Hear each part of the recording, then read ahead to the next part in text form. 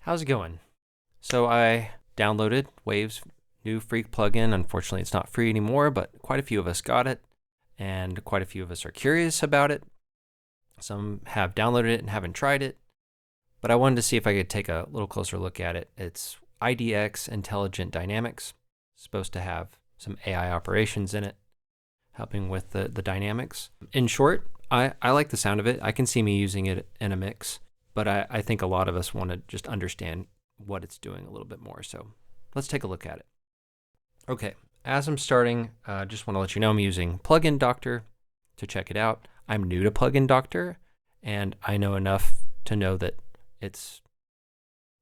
especially when you're testing out something like dynamics and saturation, that there are wrong ways to use the plugin, and it goes very deep, whereas I've only just gotten it, so I only understand it so far.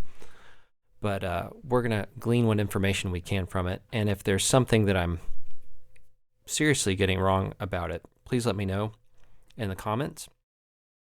And if you have any questions about like how did you do that or why did you do that, let me know. So, okay, let's take a look at the plugin. We have a bypass knob on the left, small knob. Then we have auto gain on the right. It's very easy to miss, but it starts on the plugin on. We have the strength or intensity right here in the middle. I think it starts at 0, and then you push into the plugin. We have this line going across the graphic is it's an EQ of what the dynamics are doing. So the dynamics will push, I guess you could say they're going to kind of bump up the makeup gain of the high end or the low end or the mid-range more, but it's not strictly an EQ. So if you have this at 0 and you push this around, nothing's going to happen. Okay, let's zero this out. So when it's yellow, it's on, and I can adjust where the band is. And then if I hold Command, I get a low shelf and a high shelf, and then back to a bell. If I double click it, it bypasses it. 2 clicks and it's back. Option, it will zero it out. Option click, zeroes it out, back to here. And this tilt affects the whole EQ, so I could have a little bell or have a shelf, but it will tilt that. Okay, let's turn that back on. Oh, did I not? Ha ha. I meant. There we go. Back to 0. Back to Unity. Now on the left we have a speed knob. The speed knob is actually, I'm pretty convinced of this, the minus is actually faster and the plus is a slower attack and release on the dynamics, and I'll demonstrate that later. We have a hard knee and a soft knee past the threshold, just like you would expect it. Output, manual output level starts at 0. A quick match button for the volume if it's gotten louder from the processing and you're concerned that it's you're getting the louder is better effect.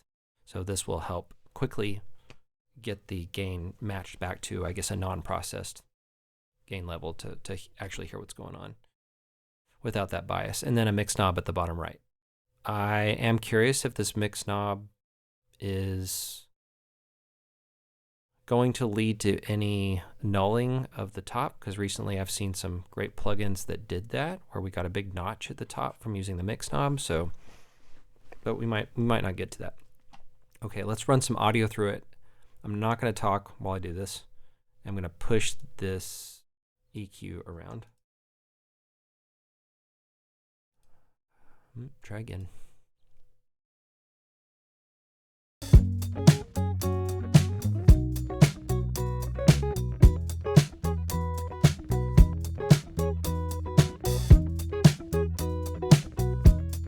So you can see when the plugin's not working on the audio, then nothing happens with this EQ. Now I'm going to start pushing into it, and then we can listen to what this does.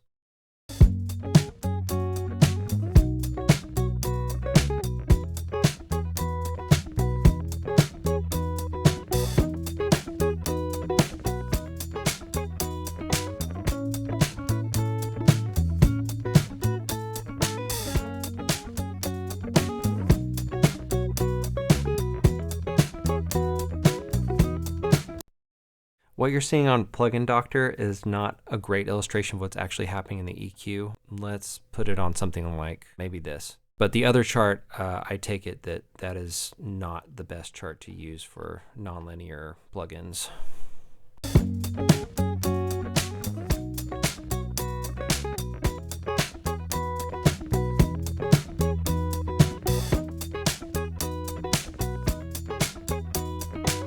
Yeah, sure enough, that actually does a better job. Just look up here. I'll just look at the two harmonics.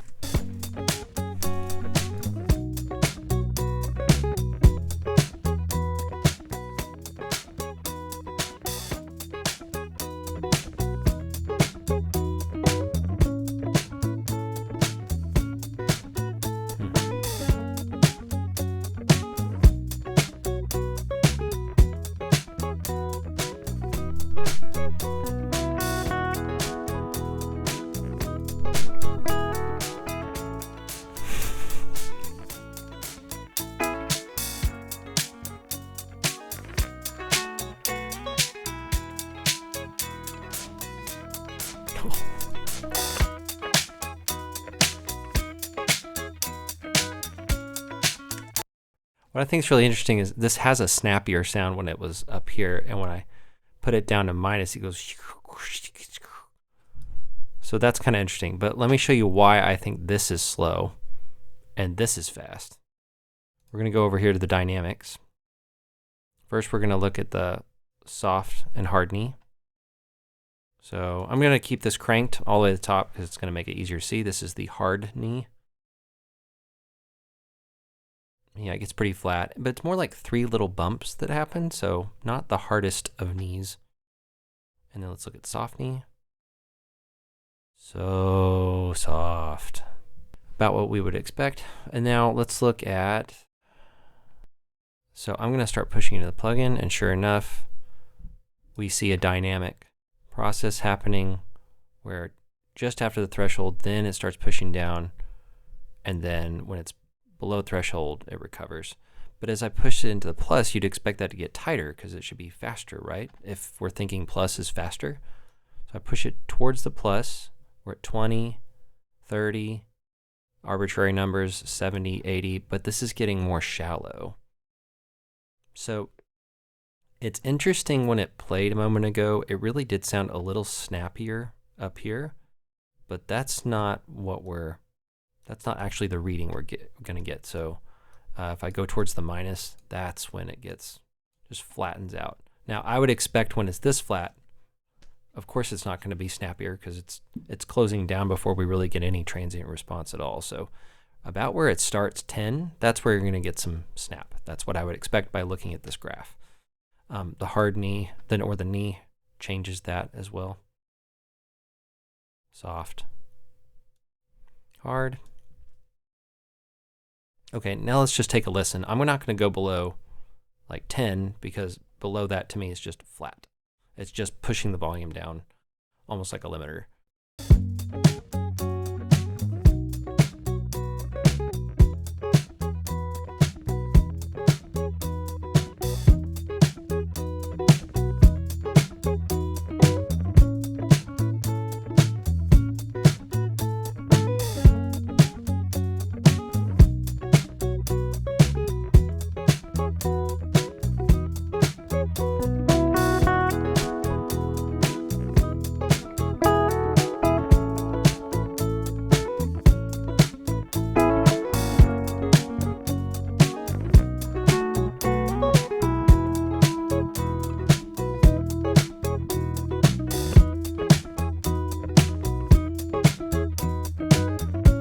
Yeah, so I think that snappy range is first pushing into the plugin enough for it to be working on your transients, and then the next thing is kind of keeping it between that 10 and plus.